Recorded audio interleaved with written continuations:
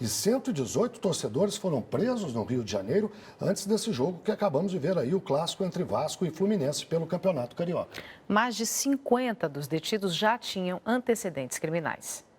Os 118 detidos, entre eles 19 menores, foram levados para a cidade da polícia, na zona norte do Rio, ainda no domingo. Eles se envolveram em 2 tumultos em locais próximos ao estádio Newton Santos, o Engenhão. De acordo com a polícia, em um dos confrontos, torcedores do Vasco e do Fluminense se enfrentaram.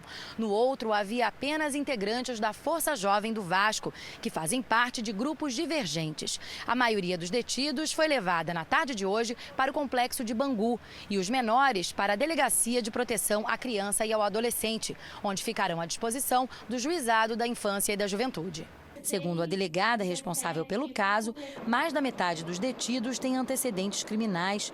Junto com os torcedores, foram apreendidos rojão, pedaços de pau, soco inglês, morteiro, spray de pimenta e pedras.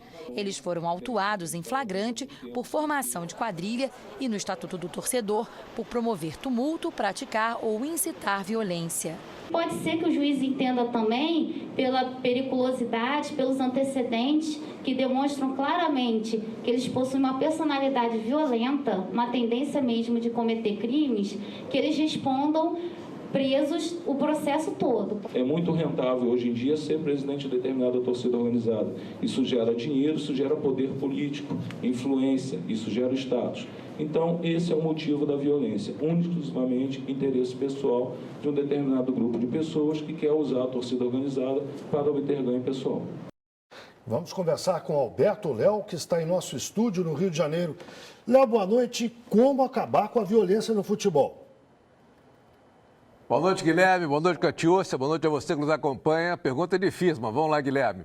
Primeiro, a reportagem da Thaís mostrou aí.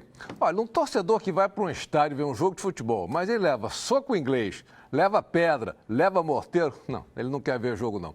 O que realmente está acontecendo, e não só no Rio de Janeiro, são as brigas fora dos estádios. E dentro dos estádios também temos brigas de torcidas da mesma equipe. Facção, de interesses políticos dentro do clube, dentro da agremiação.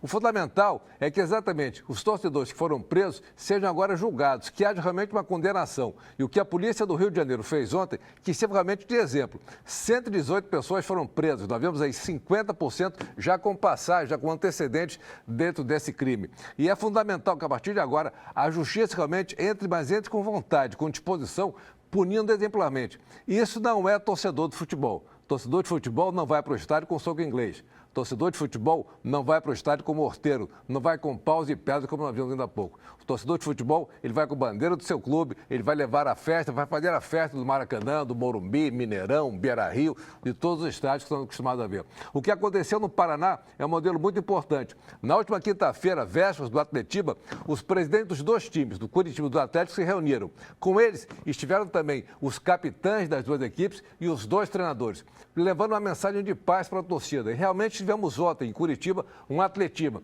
Foi um jogo tranquilo, o Curitiba venceu por 2-0 e não tivemos nenhuma notícia de confronto, tumulto, nada fora do campo. O que mostra realmente é um caminho a ser seguido.